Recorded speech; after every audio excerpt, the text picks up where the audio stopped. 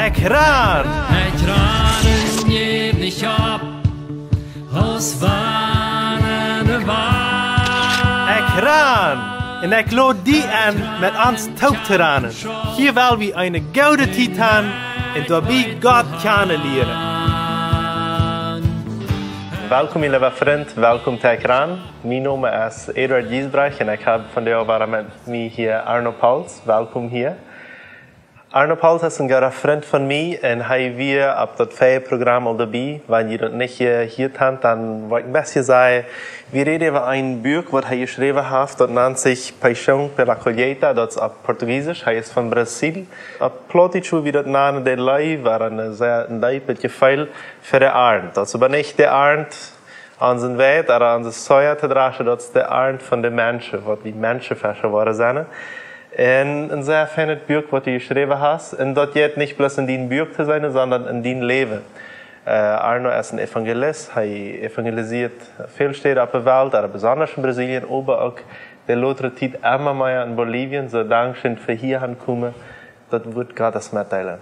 So, wat hast u vandaag nog met te delen? Wat wilt u meedelen?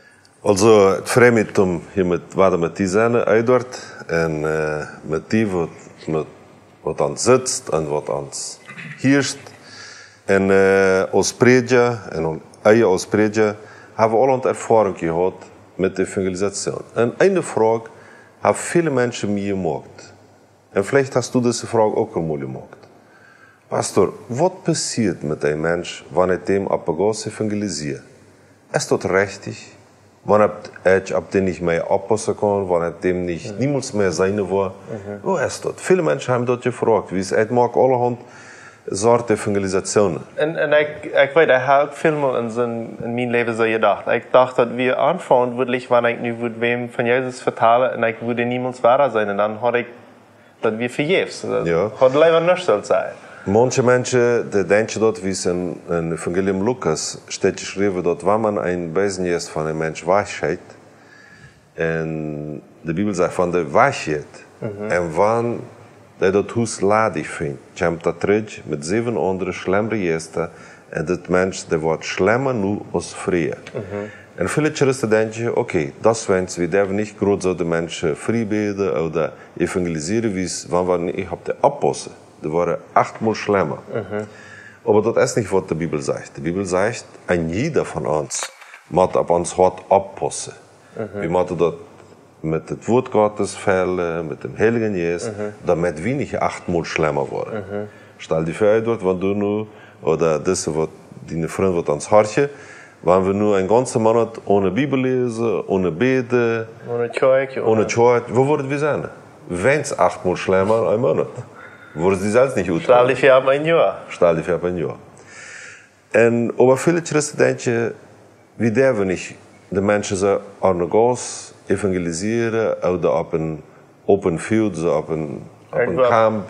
Op de vrije laf. Also, uiteraard het wel in de Bibel wijzen, waar we dus opgave en dus een privilege, dus een verrecht hebben te evangeliseren.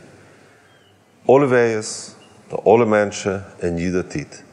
De Bibel zegt ons dat Jezus hij komt naar een stad en daar woont een man en hij woont in Tjortjof. De Bibel zegt ons in Evangelium Markus kapitel 5, hij staat zichzelf met stenen. En Lucas zegt ons de Bibel, hij ran naaktig ram. Weer dat niet dat wat keine Tjede geluk krijgt tussen van de Gadarena weer dat. De Gadarena weer dat. Also een zeer trudige situatie, zeer schlimm. De mensen hadden alle angst van hem. En de ganze stad wist niet wat ze met hem zullen doen. Zeer, zeer schlimm. Zoveel mensen wat we kennen, wat we zijn. En dan komt Jezus naar deze stad. En Jezus scheidt deze beide geesten weg van de man. En de man wordt vrij. En dan, als dit passiert, de man in vers 19 zegt, Jezus, nu zie je vrij, nu kan je het wil met die met kunnen.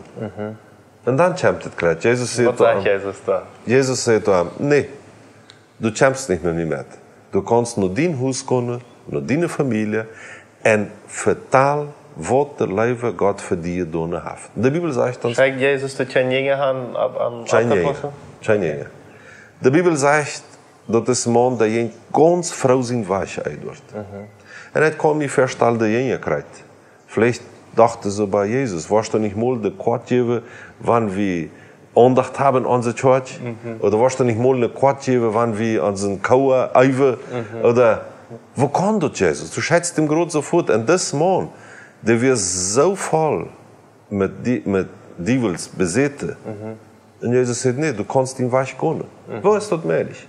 En hij zei die wel. Okay. Wat Jezus ons leert, hij zegt ons, jeder mens, wat du evangelisiert ist, de Heilige Geest neemt de antwoord, de responsabiliteit, de verantwoording op deze mens op te passen.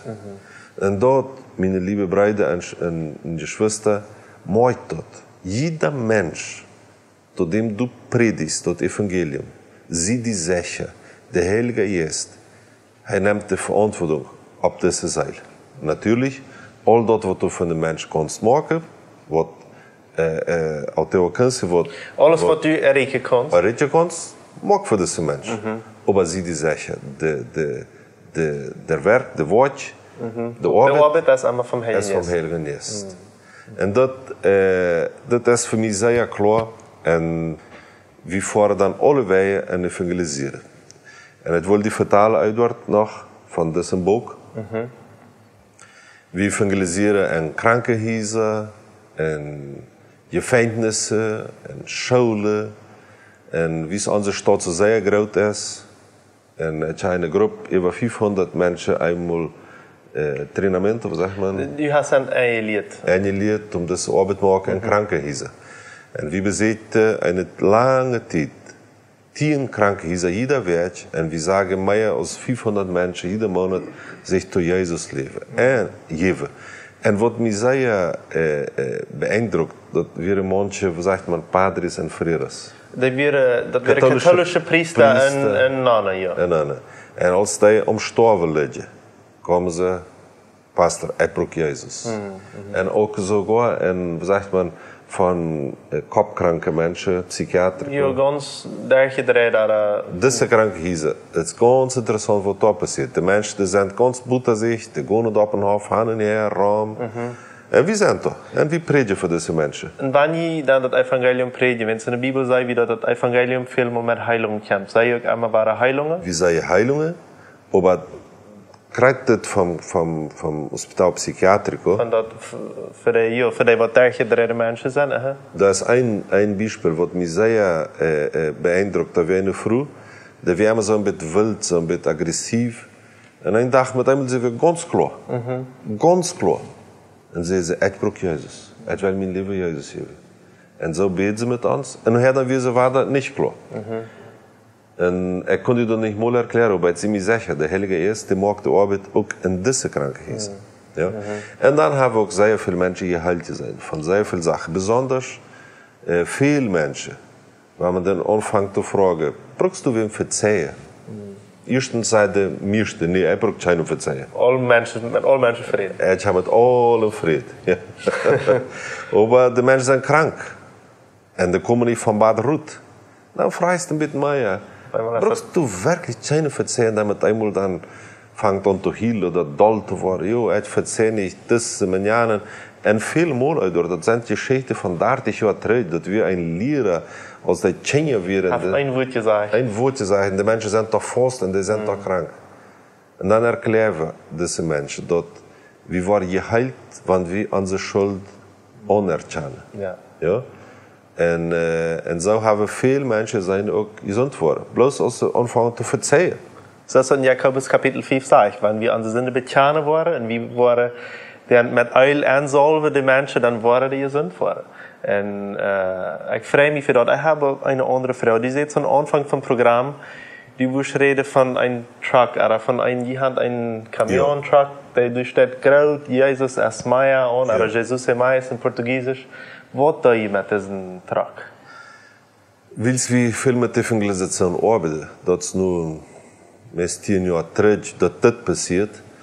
Viele Churchen, Pastoren, grote, kleine, die fangen uns an zu laden, damit wir noch in ihre Stadt fahren, in Brasilien, alle Wege, um Evangelisation zu machen. Aber da wäre immer eine Schwierigkeit, wie es da braucht Lichter, da braucht Lautsprecher und Speakers ja. und auch ein, wo zum Boven stehen, damit die Menschen sein können. Und dort wäre immer, dort jeder Mal pachten, dort kostet immer so viel. En de church had niet zoveel geld, dan hadden de moken niet, de moken in de church bijna, en evangelisatie bijna in de church is niet hetzelfde. Weil die Menschen nicht durchkommen. Weil die Menschen nicht durchkommen. Dan fangen we aan te beden en dan hadden we de richting van Heilige Geest om een truck? Een truck, een truck bouwen. Met alles dron en non. Met gerador, ja, dat met nicht Elektrizität brauchst. Dat je met een plant, dat je dat plus als 4 kost meer. Staat plus on en dan zijn er de speakers en lichten, alles, een platform. Nou ja, en dat weer een ganz interessante zaak. We staan het voor naar Staten met mijn vriend Rainer Bonker reden daarover. Ja. Wij zijn dat. Hij zegt, Arno, du musst het maken. Dan vroeg hij me, hoeveel brauchst du? Hij zei, we brauchen $150.000, weil we ganz niet boeren, we ganz fijn. Voor Jezus, we ganz fijn boeren. Ja. Dan zei hij, oké, hij geeft de eerste $10.000. En de ene ziet vrijheid mee, de andere ziet wit bezorgd. Nu maakt hij andere nu maakt hij de andere $140.000 bezorgd. Kan ik, grote trade komen hier en schuld me, je hast die $10.000 trade. Nou ja, dan komen we terug naar Brazilië, dan loopt het 150 mensen aan. Hij zei, het was Spende abheben, heet het? Ja, ik wil groeven opnemen, afval opnemen. Om zo'n truck te boeren. Nou ja, 150, de zeiden we komen. Am dag dan weer zo'n 53. Oh. Ja. Nou ja, hij wijst den plan. En daar weer een pastor, hij vroeg me, Arno, hoeveel brukst du deze morgen hier abheben? Hij zei, dat we dan zo $250.000 reais weer dat dan kunnen we damit. Dan checkt hij me zo wat, ja, nou, dat heeft niemand. De andere, die heeft geen geld. Ja, dan heb je schuld. Dan heb je schuld. Hij zei, weet je, zie een beetje stel, drink een koffie hier sowieso voor 3 koffie, ja. En laat me in roem mijn geloven hier, ja. Also, het was een plan voor de mensen. Het zei, oké, nu brengt je een opfer. Maar goed, niet weg. Het wil ons zeggen, hoeveel we eruit hebben deze morgen.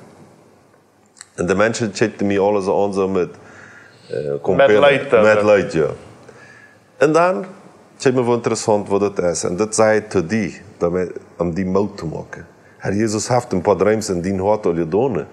En du moet het aan hem geloven. De mensen, die brachten me terug en weer $50.000 reais. En je komt, nu veel naar veel naar 200. 200, wow. Maar während deze mensen dat geld haalden, kwam een dokter naar mij en hij zei me zo, Arno, du kannst mich nicht. Nee, er sagt, entschuldigung, ich raubt die Brot, wie ich weiß nicht, von die Nummer ist. Er sagt, aber ich kann die. Du bist sehr wichtig für mich. Ich habe Jesus angenommen in einer von deinen Evangelisationen. Meine ganze Familie hat. Und ich will 100.000 geben. Kann nicht. Er sagt, du bist ganz frei, kannst 100.000 geben. Und noch ein anderer Businessman, er kam und sagte, ich will auch 100.000 geben. Hat wir das Geld. En voeren we daar los en kochten deze truck en boeden hem op. Dat duurde ons nog 6 maanden, wat we alles eruit hadden. Maar dan weer nog helemaal de vraag, oké, wat het schaffen? Dan kwam je ganz klar nach denken dat we 2011 we weer dicht bij am strand in Brazilië, in een ganz arme school. En daar stellen we dan alles het eerste maal op. Lautsprecher, predigt en los. En dan dat eerste kind als de hand opheeft, het wel Jezus, hij zegt, oké, heeft zich al geloond. Alle $150.000. Heeft al zich geloond. En nadem hebben we al meest 20.000 mensen zo erreed met deze truck en we reizen allebei ram. In Brazilië, zijn al in Paraguay geweest met hem ook en nu in Bolivie. Dat je vielleicht anders mal reden wat we hier plannen. Hier hebben we ook al veel plannen. So, veel danken voor het touwhieren waren. Veel danken Arno voor het meddelen. En ik mocht die Gottes sehen wensen. Bis zum nächsten Mal. Ciao, ciao. Dankeschön, dass du von der dabei wirst. Wenn du Fragen hast, was mitteilen willst oder ein Zeugnis geben willst, dann schreib uns im WhatsApp noch Meierteken 591 77 88 4479 oder schreib uns im Facebook oder ein E-Mail nur ekran @gmail.com.